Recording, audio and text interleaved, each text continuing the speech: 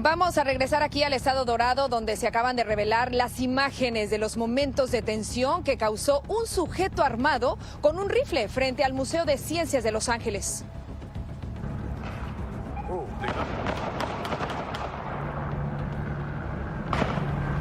Están viendo ahí al individuo portando un arma larga en este parque. Minutos después, policías lo eliminaron a tiros en ese mismo lugar.